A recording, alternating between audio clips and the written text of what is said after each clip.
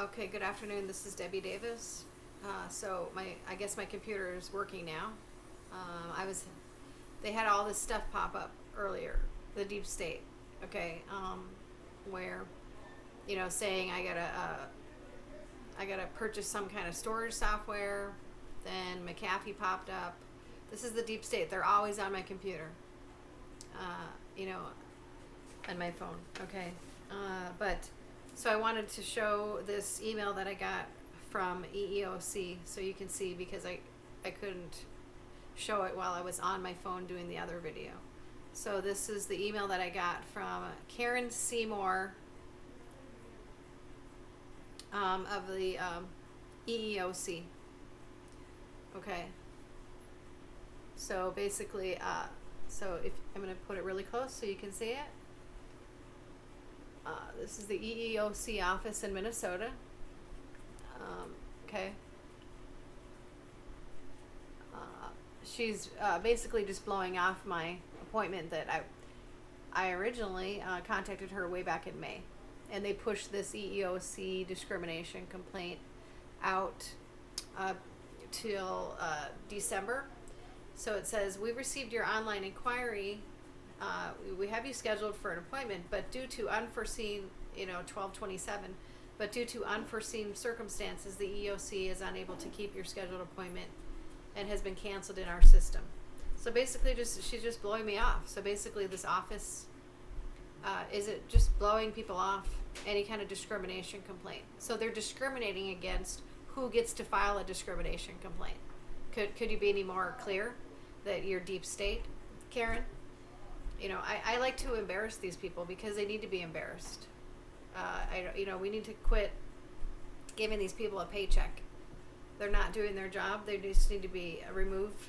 Well, not only removed, but arrested, Karen, because you're not doing your job. You're part of the deep state. Okay, and the deep state is a national security threat on our company, on our country right now. So that means you're part of the national security threat on our country. So I'm going to link you all in to the enemy that needs to be arrested in our country. I don't know why we are even messing around playing these games. With these, Timothy Alberino figured out that these drones are Navy drones. They're a certain model number. So, if the Navy doesn't have a reason why they have these drones overhead, if you can't get a clear answer, then you just assume that it's a deep state operation by the CIA. The CIA is running our country right now. The CIA is our fake government. They've been infiltrating since the 40s, ever since that Operation Paperclip where they came over from Germany. They've been infiltrating NASA, every agency. They said they were going to come over, and we somehow allowed them to come over here. The scientists, and they've infiltrated our country with all their Nazi stuff, all their Nazi people. So I wanted to show you that, and then this is something you can find online about all of the people I've talked about in my last little clip. So we know that the CIA was involved in killing John F. Kennedy, the original John F. Kennedy, because the president in 1963, I believe, because he made a statement, something like, he wants to shatter the CIA into like 1 million pieces. He made that statement openly in some speech or something, and shortly after that is when this happened. And they tried to pin it on this guy, Lee Harvey Oswald, and a lot of people think that he was just a Ponzi and that it was the CIA. It was completely coordinated by the deep state CIA out of Dallas. Okay, and there is a big presence still in Dallas of the CIA. And then there's a story that Martin Luther King, he was shot. Who do you think is shooting these people? Like, why doesn't anybody, get to the bottom of who is shooting all these good leaders? It's not just here; it's all over the world. Who do you think it is? It's the CIA. It's the CIA. It's the deep state CIA. They have assassins, and they have since the 60s, since the 50s. So we need to wake up and realize that, you know, we have an agency called the Deep State CIA. Okay, and they are assassins, and they will kill you, and they'll kill any incoming person that's a threat to them. So if you think that, you know, this is going to be some kind of a smooth transition, think again. You know, unless these people are dealt with. So Martin Luther King.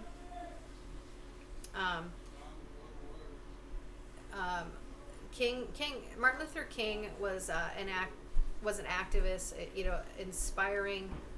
I believe he was a pastor, and his niece is still alive, and she's a real good Christian lady, Alveda King. But so many people in his family died, so it wasn't just him. So it was Martin Luther King died in 1968. He was shot just openly. You know, but what a lot of people don't realize is there was many other people in his family shot too. Died. Alberta King was killed just a few years later. His mother, Mrs. King, 70, was fatally shot during a Sunday church service at Ebenezer Baptist Church in Atlanta, Georgia, on June 20th, 1974. And then the church deacon, Edward Boykin, was also killed during that same assault. Okay, they were apparently murdered by somebody named Marcus Wayne, who reportedly said that he had opened fire inside the church due to his disdain for Christian faith. Well, I mean, these people are demon possessed, you know, or they work for a demonic agency, you know, called the Deep State CIA. Alberta King was struck at the church's organ as she was playing the Lord's Prayer. So this is demonic, you know. Okay, clearly a demonic. After that tragedy was also preceded by the 1969 death of Martin Luther King Jr.'s brother, Alfred Daniel Williams King, another fixture in the civil rights movement, who also worked in ministry like his brother and father, known as AD for short. He was found deceased in the family's swimming pool just 15 months after his brother's assassination. Dr. Martin Luther King Jr. Was speaking before a crowd of 25,000 people, Selma to Montgomery, Alabama civil rights marchers in front of Montgomery, Alabama state capitol.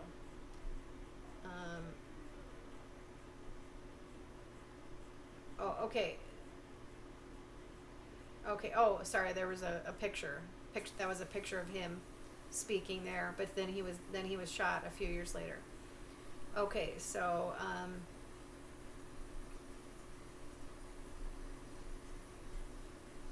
yeah, I mean, there was, you know, obviously the people in the family know that these deaths were not coincidence.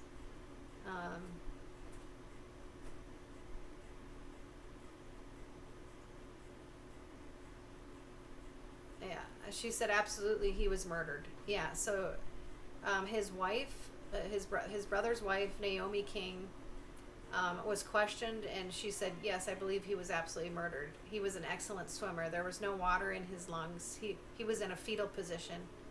He had a bruised forehead, rings around his neck, and he was murdered, she said. So that wasn't the end of the family's grief. Okay, A.D. King Foundation, an organization set up by Naomi King to honor her late husband's death. Okay. She has an organization called A.D. King Foundation. Okay, okay, then in 1976, Naomi King's younger daughter, Darlene, died while jogging from an apparent heart attack. And 10 years later, her son Al died while playing basketball. Okay.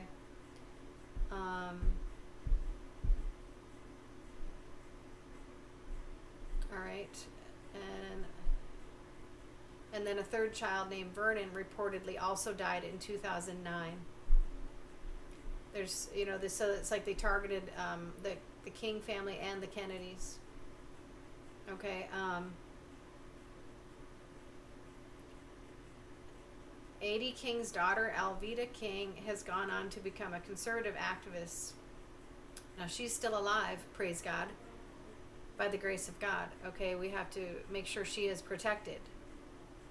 Okay, because, look at all the deaths in this family. Okay, Dr. Martin Luther King is considered to be one of the most important figures of the 20th century, not only for African Americans, but for those who seek freedom, justice, equality, and peace. And this is exactly what the CIA is against. This is what they're trying to stop. They're trying to stop our freedom, our equality, our justice. They're pure evil. They're pure evil. They have a very, very high tech mind control and witchcraft that they use with the people that get involved. And it involves like LSD and things like that to put them under mind control, and they get them, they sear their conscience, so they don't have a conscience for what they're doing. Okay, so, and I don't believe, if I don't believe there's any cure for what these people have become. They turn them into monsters. I mean, I suppose if you, if the person really wants to make a decision, a CIA person really wants to make a decision to accept Christ, then of course there's hope for that person. But I believe that so many of them are so far gone and so far into the dark side that I don't believe that many of them are. I believe they're too far gone. So I believe this is who has the drones, who is overseeing the drones. And I mean, and why would we listen to anything that this Mayorkas from Homeland Security has to say? Like they're not a threat? Like as if we can listen to or believe anything you have to say, Mayorkas, our Homeland Security Director, when you got a wide open border? You don't have a very good track record of being truthful, so why would we believe a word that you have to say? So, but it was just like, no, they're not he's just, but he didn't have any kind of reason why he said that they were not a threat, or why he believed they were not a threat. Like, why would you believe this bozo?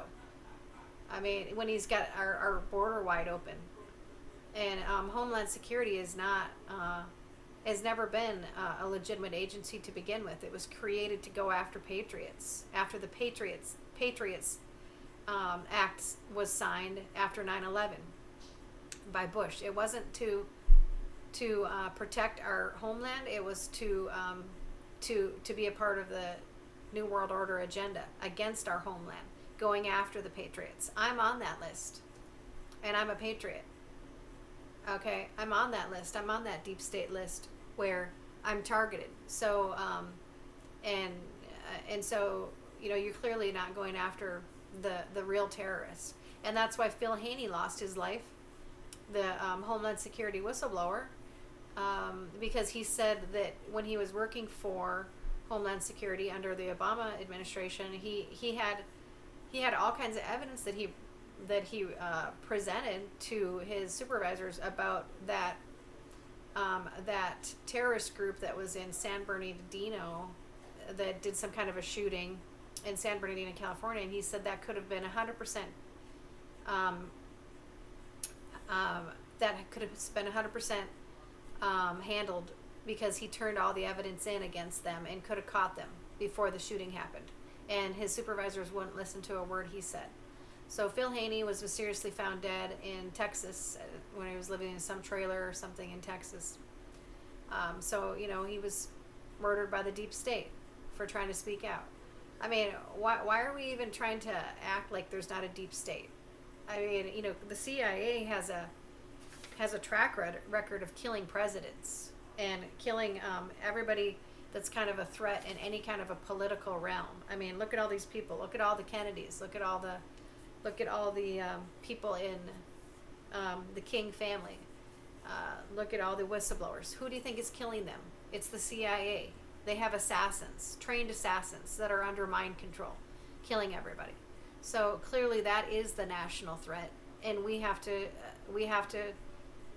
declare them a national threat and put them on a domestic, national threat list. And anybody that's involved in the deep state needs to be on a domestic terrorist threat and also an Interpol list.